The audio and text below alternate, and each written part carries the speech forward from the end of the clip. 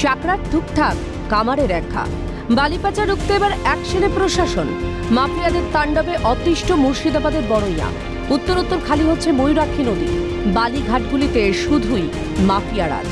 সেই অত্যাচার রুখতেই ঘাটগুলি সরজমিনে খতিয়ে দেখতে বাহিনী নিয়ে হাজির কান্দি মহকুমার শাসক এবং কান্দি SDLRO।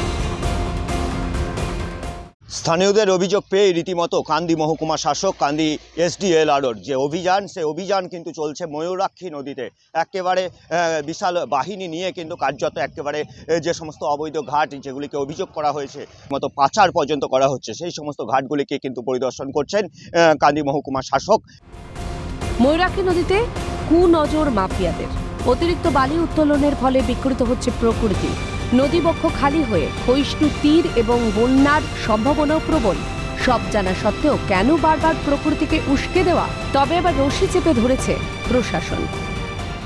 যেভাবে অবৈধ এই কাজ চলছে, সেই কাজের ফলে কিন্তু ময়ূরাক্ষী নদী বন্যা প্রবলিত এলাকা, আর ফের যে বাঁধ ভেঙে যাওয়ার যে একটা ভয়াবহ আতঙ্ক, যার ফলে কিন্তু রীতিমতো ব্যাপক দুর্ভোগেও পড়তে হয় এই এলাকার মানুষজনদেরকে, বিশেষত কান্দি মহকুমার মানুষজনদেরকে। সেই দিন কি আবারও ফিরে আসবে, এই আতঙ্কে কিন্তু দিন গুনছে এই এলাকার মানুষও। Victor Bandyopadhyay reports, Calcutta news.